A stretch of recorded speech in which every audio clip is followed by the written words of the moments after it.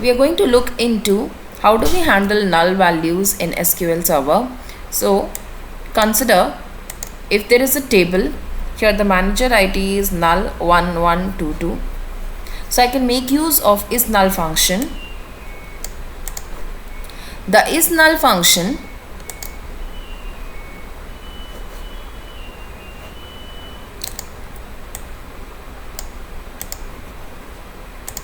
so let me also show you the manager ID.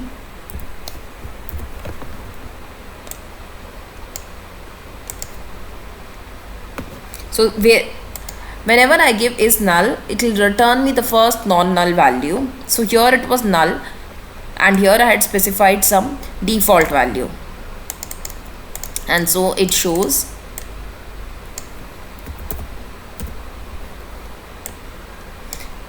zero here, the value.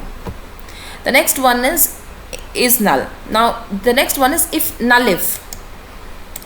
So here what will NULLIF do is, here it will check both the values. If it is equal, it is going to return a null. If it is null, even then in that case it is going to return a null. So here I want to compare the manager ID with 1. So wherever it is null, it will give me a null. Also wherever it is 1, it will give me a null.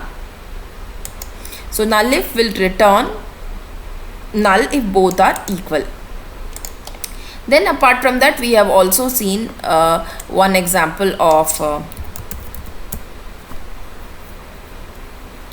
case. Then we can also check using case when.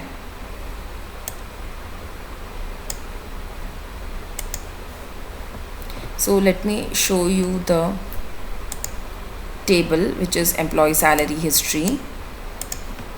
So I have these various salaries.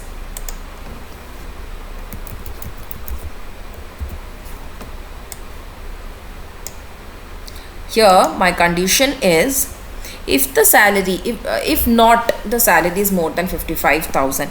So here these two will come under the condition. Then I will specify the condition is true, otherwise for everything else condition is false. Similarly, NANVL can also be given like this using case when in SQL. So if it is null, then it will show no salary, as otherwise it will show valid salary. COALESCE will look for the first non-null value. So here I can specify various arguments here, null, hello world, like this various arguments can be specified.